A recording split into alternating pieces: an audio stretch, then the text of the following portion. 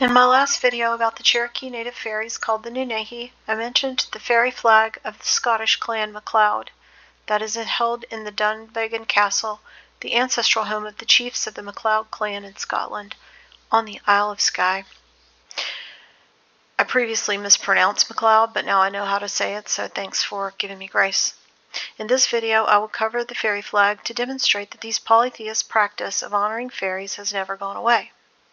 Not among the Cherokee and not among the European royals. This is essentially a form of ancestor worship, witchcraft, fallen angel, and demon worship, since fairies are basically demons. They try to make it sound all magical and precious, but it's not. I will talk about the history of the fairy flag in Clan MacLeod, which is a bloodline family.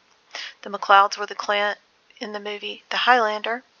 The famous phrase is "there can be only one," which is referring to an immortal, which is an allegory for the Antichrist, I believe.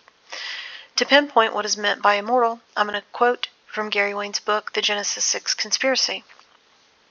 In chapter 90, The Blood-Drinking Kings of Kish, at the beginning he gives the verse in Genesis 4, verses 15 through 20. Then the Lord put a mark on Cain so that no one who found him would kill him. So Cain went from the Lord's presence and lived in the land of Nod, east of Eden. Cain lay with his wife, and she became pregnant and gave birth to Enoch. Cain was then building a city, and he named it after his son Enoch. To Enoch was born Irad, and Irad was the father of Mehujael, and Mehujael was the father of Methusael, and Methusael was the father of Lamech. Lamech married two women, one named Ada and the other Zillah.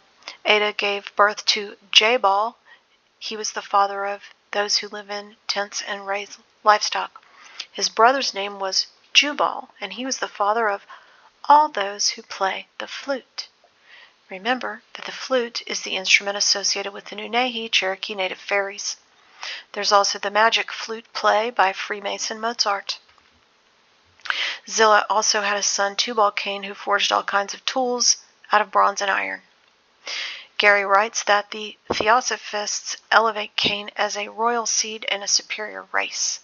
Cain was listed in the Kings of Kish list, since he was the first worshipper of the dark seraphim angels, implying that Cain was a king sponsored by the seraphim angels.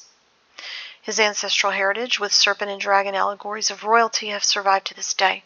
All things continually lead back to serpents, dragons, fairies, Nephilim, and fallen angels.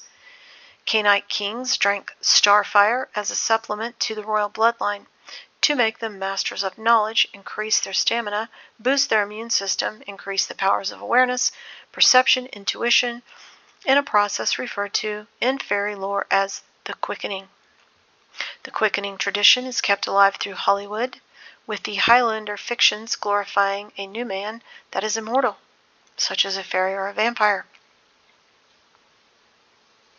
My comment is that Highlander features several immortal characters from the MacLeod clan, including the main character Duncan MacLeod.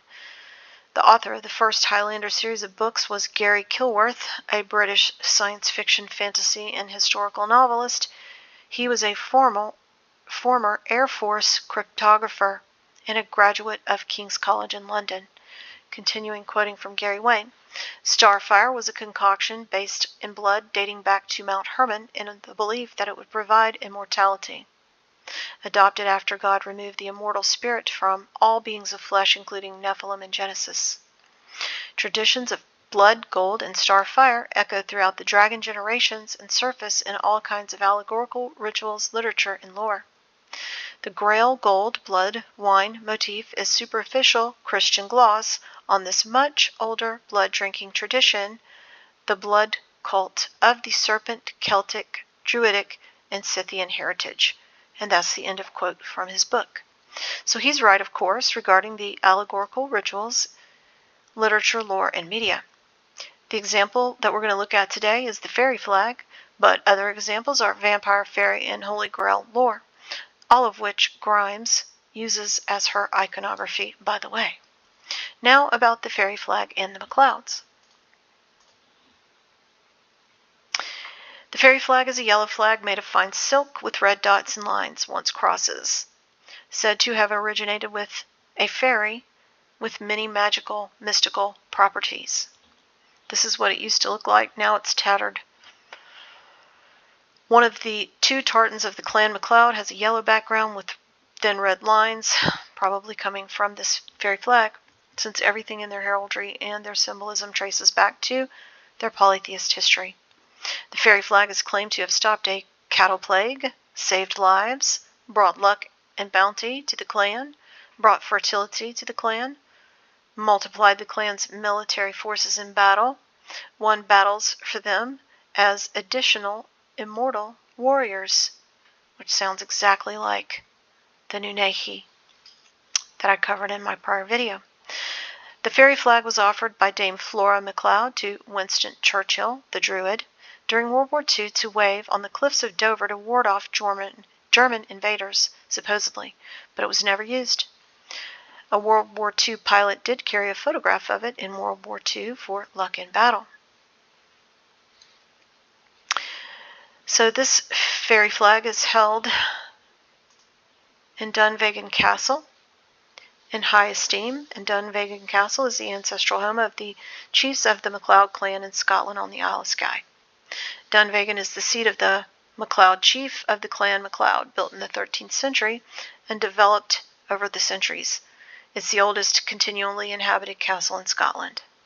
The chiefs of Clan MacLeod claim descent from Laud, L-E-O-D, a high-born Norse Gael who lived in the 13th century, whose ancestors are known from multiple pedigrees. The chiefs of the clan have been seated at Dunvegan Castle since the time of Laud for 800 years, where for centuries they were sovereign within their own territories. Hugh Magnus MacLeod is the clan's 30th chief, and he resides mostly in London. This is their heraldry. Bull cult. Trump's ancestry is also traced to the MacLeods. The MacLeods originated in a Norse-Danish ancestry, and so does Trump on that side. This is just an article about it. This is the King of Norway. A genealogist traced it back. Trump is a descendant of King Christian I of Denmark, Norway, and Sweden, who was the father of Queen Margaret of Scotland. And she was the spouse of King James IV of Scotland, so that would make King James also Trump's forefather. So Trump is descended from both the MacLeods, as you can see on this side, and the Stuarts over here on the left-hand side. Both are very strong Nephilim bloodlines. There is a pagan prophecy associated with the fairy flag that Clan MacLeod would attain great power and raise its honor higher than ever before. So now does it make sense why Bill Barr, Trump's former Attorney General, was playing the bagpipes with that smirk on his face during that whole ruse of the Trump investigation? All of these people are connected. Donald Barr, former AG Bill Barr's father, was an OSS agent. He was also headmaster at Dalton School. In fact, he got Jeffrey Epstein his first job as a teacher at Dalton School. Donald Barr also wrote a novel titled Space Relations about an oligarchical, spacefaring group of humans in the future who are preoccupied most of the time with enslaving and sexually abusing children. But back to the fairy flag. There are different legends of the origins of that flag. A member of the Clan MacLeod fell in love with a fairy, and the flag was a love token given to him by the fairy. The mortal marrying a female fairy story is mirrored in The Lord of the Rings, and also Charlemagne's marriage to his elven fairy princess Fastrada. Another origin story is that it was a fairy shawl used as a baby blanket for a baby offspring of a MacLeod and a fairy. They were forced to part because the fairy went back to her world and the baby remained with the mortal MacLeod. The story goes that one night the fairy snuck in to visit the baby when it was crying, and the legend is that she sang the baby a fairy lullaby, and the song allegedly is sung to the MacLeod chieftain's firstborn for generations. Another origin story is that it was brought back from the Crusades and it was a Byzantine silk. Another is that it was a gift given in exchange for one of the chiefs battling an evil monster who was plaguing both man and fairies. There is a fairy bridge on the island of Skye in Scotland. And this is it.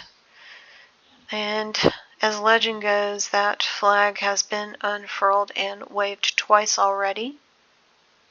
Once in the Battle of Bloody Bay and once at the Battle of Glendale, both in the 15th century, and according to legend, it can only be used magically once more.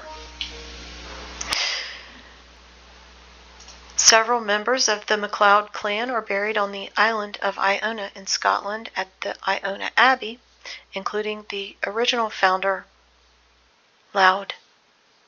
There's a large tombstone in the center of this cathedral featuring a figure of Ian MacLeod. You can kind of see it in this photo down here at the bottom in the center. Iona Abbey is a Gaelic monastery established by St. Columba in 563 AD. It's owned by the National Trust of Scotland, but is used, it says, for a place of spiritual retreats, this abbey.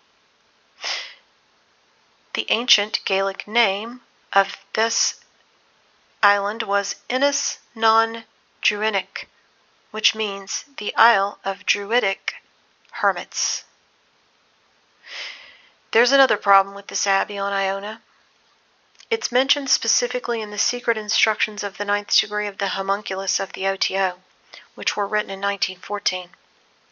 I covered those instructions in detail in my video titled Planetary Intelligence.